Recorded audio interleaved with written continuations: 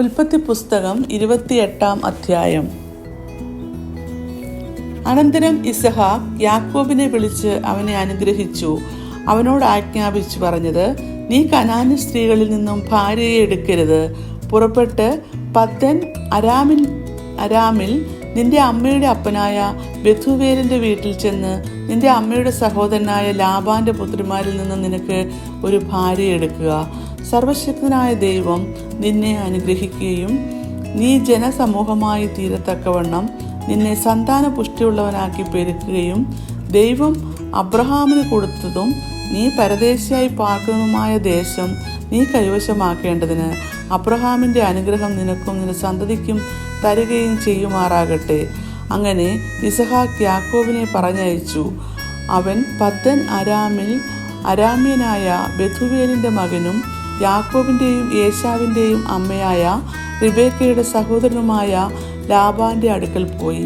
ഇസഹാക്ക് യാക്കോബിനെ അനുഗ്രഹിച്ച് പദ്ദൻ ആരാമിൽ നിന്നും ഒരു ഭാര്യയെ എടുപ്പാൻ അവനെ അവിടേക്ക് അയച്ചത് അവനെ അനുഗ്രഹിക്കുമ്പോൾ നീ കനാന്യ സ്ത്രീകളിൽ നിന്നും ഭാര്യയെ എടുക്കരുതെന്ന് അവനോട് കൽപ്പിച്ചതും യാക്കോബ് അപ്പനെയും അമ്മയെ അനുസരിച്ച് പദ്ദൻ അരാമിലേക്ക് പോയതും ഏശാവ് അറിഞ്ഞപ്പോൾ കനാന്യ സ്ത്രീകൾ തൻ്റെ അപ്പനായ ഇസഹാക്കിന് ഇഷ്ടമുള്ളവരിൽ അല്ല എന്ന് കണ്ട് ഏശാവ് ഇസ്മയേലിൻ്റെ അടുക്കൽ ചെന്ന് തനിക്കുള്ള ഭാര്യമാരെ കൂടാതെ അബ്രഹാമിൻ്റെ മകനായ ഇസ്മായേലിൻ്റെ മകളും നൊബായത്തിൻ്റെ സഹോദരിയുമായ മഹലത്തിനെയും വിവാഹം കഴിച്ചു.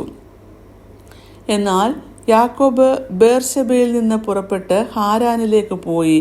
അവൻ ഒരു സ്ഥലത്ത് എത്തിയപ്പോൾ സൂര്യൻ അസ്തമിക്കൊണ്ട് അവിടെ രാപ്പാർത്തു. അവൻ ആ സ്ഥലത്ത് കല്ലുകളിൽ ഒന്ന് എടുത്ത് തലയണയായി വെച്ച് അവിടെ കിടന്നുറങ്ങി. അവനൊരു സ്വപ്നം കണ്ടു.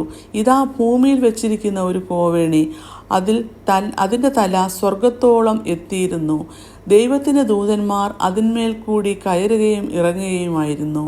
അതിന്മീതെ യഹോവ നിന്ന് അരുളി ചെയ്തത്: ഞാൻ നിന്റെ പിതാവായ അബ്രഹാമിൻ്റെ ദൈവവും ഇസഹാക്കിൻ്റെ ദൈവവുമായ യഹോവ ആകുന്നു.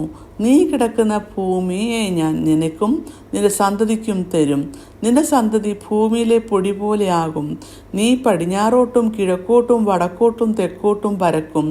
നീ മുഖാന്തരവും നിന്റെ സന്തതി മുഖാന്തരവും ഭൂമിയിലെ സകല വംശങ്ങളും അനുഗ്രഹിക്കപ്പെടും.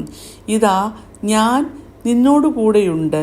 നീ പോകുന്നിടത്തൊക്കെയും നിന്നെ കാത്ത് ഈ രാജ്യത്തേക്ക് നിന്നെ മടക്കി വരുത്തും. ഞാൻ നിന്നെ കൈവിടാതെ നിന്നോട് അരുളി ചെയ്തത് നിവർത്തിക്കും. അപ്പോൾ യാക്കോബ് ഉറക്കമുണർന്നു.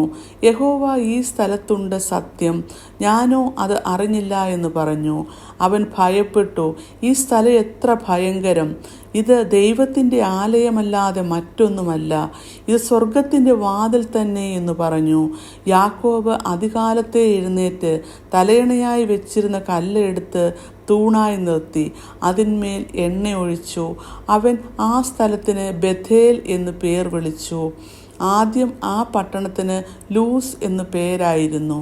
യാക്കോബ് ഒരു നേർച്ച നേർന്നു: ദൈവം എന്നോടുകൂടെ ഇരിക്കുകയും ഞാൻ പോകുന്ന ഈ യാത്രയിൽ എന്നെ കാക്കുകയും ഭക്ഷിപ്പാൻ ആഹാരവും ധരിപ്പാൻ വസ്ത്രവും എനിക്ക് തരികയും എന്നെ എൻ്റെ അപ്പൻ്റെ വീട്ടിലേക്ക് സൗഖ്യത്തോടെ മടക്കി വരുത്തുകയും ചെയ്യുമെങ്കിൽ യഹോവ എനിക്ക് ദൈവമായിരിക്കും. ഞാൻ തൂണായി നിർത്തിയ ഈ കല്ല് ദൈവത്തിൻ്റെ ആലയവും ആകും. നീ എനിക്ക് തരുന്ന സകലത്തിലും ഞാൻ നിനക്ക് ദശാംശം തരും എന്ന് പറഞ്ഞു.